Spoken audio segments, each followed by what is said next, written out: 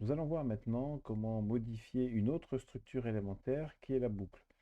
Alors, on sait tous que la boucle, eh bien, on peut la transformer en appel récursif et inversement. Eh bien, c'est ce que nous allons voir ici. Donc, tout d'abord, on regarde ici la première fonction qui est développée, qui est simplement une fonction qui va boucler n fois sur elle-même et qui va nous renvoyer un résultat qui est le nombre de fois où on sera passé dans la boucle, puisqu'on voit que la variable ici, res, elle est incrémentée à chaque fois de 1.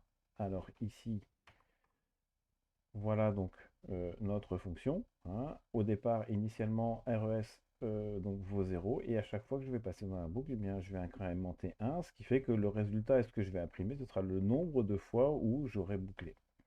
Donc si on exécute ici le code, je vais d'abord effacer ici. Voilà, j'obtiens bien la valeur 5 puisque j'ai demandé à boucler 5 fois. Si je veux boucler 10 fois, eh bien ici, voilà, je réussis à boucler 10 fois. Eh bien, ce que l'on va voir, c'est comment est-ce qu'on peut transformer en fait cette fonction fun with loop avec en utilisant la programmation récursive, en utilisant la récursivité. Eh bien, on va utiliser une particularité ici, donc déjà de la récursivité. Tout d'abord, vous voyez bien qu'on a ici une fonction dev with rec qui est en fait une fonction englobante qui va contenir une fonction, et on va utiliser une particularité donc des fonctions en Python.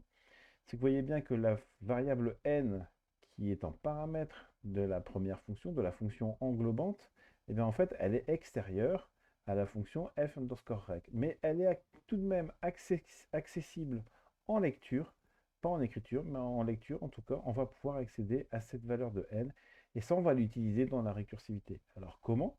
En fait, on voit bien que on a un cas de base, c'est-à-dire lorsque i sera égal à n, eh bien c'est là où on va arrêter de boucler, donc on arrêtera les appels récursifs. Sinon, on va poursuivre ici des appels récursifs en incrémentant res, donc notre variable de 1, et en incrémentant également i de 1. C'est l'équivalent du for i in range, hein.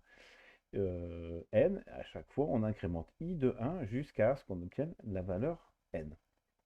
Eh bien, on voit bien que si j'appelle ici cette fonction-là, je vais effacer encore une fois pour être sûr. Vous voyez ici, je demande de boucler 5 fois.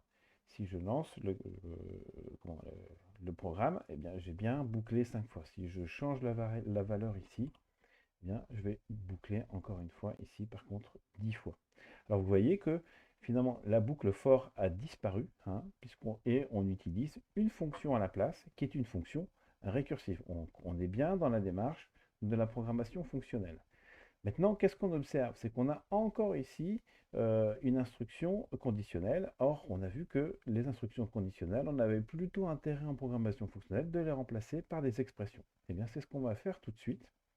Donc, je reprends ici ma fonction euh, qui me permet d'effectuer une boucle, et je vais simplement remplacer l'instruction conditionnelle bien, par une expression.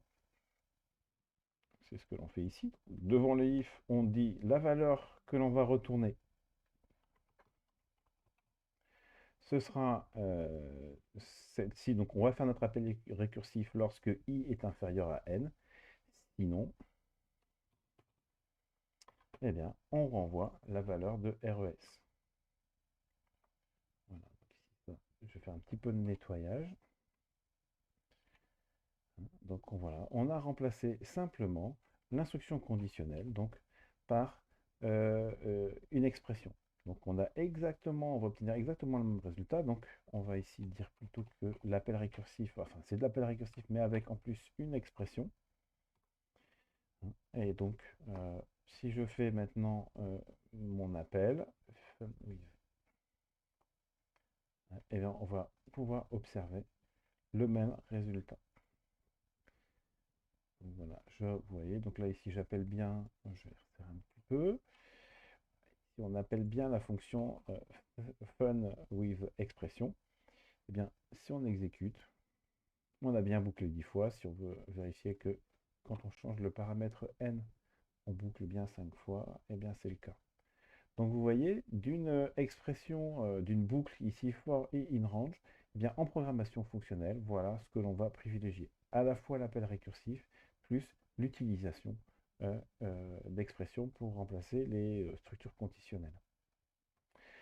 Voilà, donc là, ça c'est très bien, mais en fait, derrière ça, là pour le moment, on ne fait que incrémenter une variable. Ce qu'on voudrait tout de même, c'est faire plus que ça, c'est-à-dire pouvoir effectuer ou exécuter un bloc d'instruction. Donc là, dans le cadre de l'exercice, ce que vous devez faire, c'est rajouter un paramètre fonction, et c'est cette fonction qu'on indique ici qui doit être exécutée. Bon, à titre d'exemple, ce que vous ferez, c'est que vous allez afficher donc la fonction print x au carré. C'est-à-dire vous allez faire varier x de 0 à 5 et vous allez devoir afficher x au carré à chaque fois. Donc ce sera la fonction que vous aurez ici à indiquer.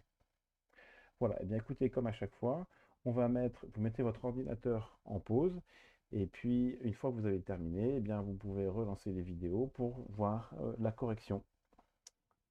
À tout à l'heure.